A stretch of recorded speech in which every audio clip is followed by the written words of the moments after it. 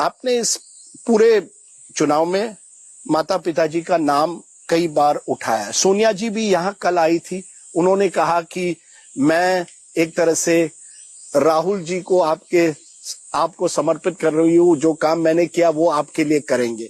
आपने कहा था मेरी माँ को विरासत में शहादत मिली, दौलत नहीं, एक भाषण में कहा था पिता को। आपने कहा सोनिया जी ने मंगलसूत्र देश के लिए एक तरह से अपना कुर्बान किया है। क्या आप एक तरह से इमोशनल अपील कर रही है जब सोनिया जी ये भाषण करती है कि आप चाहते हैं और भाजपा चाहती है कि हम चुप रहें और हमारे परिवार के बारे में जितने भी अपशब्द बोले जाएं, जितना भी उल्टा सुल्टा बोला जाए वो ठीक है। आप चाहते हैं कि आप हमारे शहीद पिता को देशद्रोही कहें, मेरी शहीद दादी जी को देशद्रोही कहें और हम चुप रहें। ये तो आपके फायदे की बात है। हम चुप क्यों रहे भाई? हमारे परिवार ने अगर देश के लिए कुर्बानी दी है तो क्या हमें शर्म आना चाहिए इस पे? मुझे तो बहुत गर्व है कि मेरी दादी जी 33 गोली खाई हैं इस देश के लिए। बहुत गर्व है कि मेरे पिताजी शहीद हुए हैं इस देश के लिए। मैं बोलूंगी, क्यों नहीं बोलूंगी। हम बोलते हैं तो आप कहते हैं इमोशनल पिच कर रहे हैं। मोदी जी रोते हैं खामखा किसी भी छोटी चीज के लिए, इंटरव्यू में वोटों को लेने के लिए, तो वो इमोशनल पिच नहीं है। हम तो सच्चाई कह रहे हैं। मैं तो 19 साल की उम्र में अपने पिता के टुकड़े लाई हूं घर, तो मैं क्यों ना बोलूं उसके बारे में? मैं चुप क्यों हूं अगर मेरे पिता को आप देशद्रोही बोलेंगे कि पिताजी ने कानून बदले, इंदिरा जी की विरासत को बगैर टैक्स के लेने के लिए कानून बदले। क्या बकवास है ये? और आप झूठ पे झूठ फैलाए जाएं और हम चुप रहें, क्यों? तो जब सोनिया जी मुझे तो बहुत गर्व है अपने परिवार पर और मुझे बिल्कुल कोई शर्मिंदा नहीं करेगा, खासतौर से बीजेपी के नेता। तो जब सोनिया जी कहती हैं, जैसे उन्होंने कहा रायबरेली में, कि मैं एक तरह से राहुल जी को आपके सामने सौंप रही हूँ, ये आप मेरा काम आगे रायबरेली के ये क्या एक तरह से फिर ये कहेंगे परिवारवाद की राजनीति है? अरे सुनिए, मैं गांव में जाती हूँ।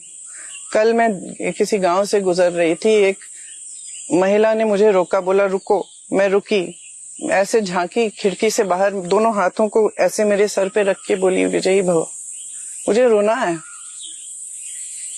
क्योंकि ये रिश्ता है हमारा इनके साथ। ये रिश्ता आप नहीं समझ पाएंगे और ये रिश्ता मोदी जी कभी नहीं समझ पाएंगे। जब हम संकट में रहे हैं, मैंने अपने भाषण में भी बोला, जब हम संकट में रहे हैं तो अमेठी और रायबरेली की जनता हमारे साथ खड़ी रही हमेशा, और ये हम बिल्कुल भूल नहीं सकते। जब आप एक राजनीतिक परिवार में, जहां परदादाओं से लेकर पुश्तों के लिए ये काम कर रहे हैं और सेवा कर रहे हैं, तो आपकी जो भावना होती है वो थोड़ी अलग होती है, वो बहुत गहरी भावना होती है। मैं समझा भी नहीं सकती। मुझे अनुचित लगता है कि मैं उस भावना का उल्लेख भी करूं, क्योंकि आपके समझ के बाहर है। और खासतौर से जो राजनीति को एक व्यापार की तरह देखते हैं और इस तरह से देखते हैं कि इसमें से हमें कुछ अपना स्वार्थ साधना है, वो ये समझ नहीं पाएंगे। और ये हमारी सच्ची भावना है। मैं इसलिए पूछ रहा हूँ प्रियंका जी, क्योंकि बीजेपी कहती है जमाना बदल गया है। अब लोग केवल गांधी नेहरू परिवार, ये 5 पीढ़ियां, मोतीलाल नेहरू से लेकर इसी रायबरेली में फिरोज गांधी 52 का चुनाव लड़े थे, उसके बाद इंदिरा जी लड़ी, तो सोनिया, वो कह रहे हैं जमाना बदल गया, केवल गांधी परिवार के नाम पर वोट नहीं देंगे, अब काम पर देंगे।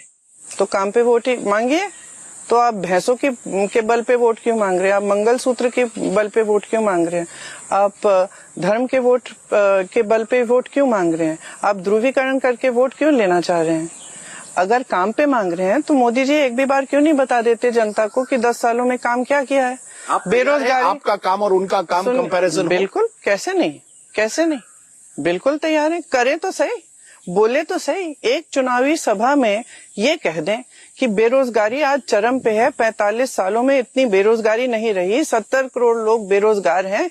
इसके बारे में मोदी जी ने 10 सालों में क्या किया और क्या करने जा रहे हैं, एक बार बता दें जनता को। कांग्रेस का कंपैरिजन, मुझे बोलने दीजिए। एक बार बता दें जनता को कि अग्निवीर जैसी स्कीम क्यों लाए, जिससे नौजवानों की उम्मीद ही टूट गई, आशाएं टूट गई।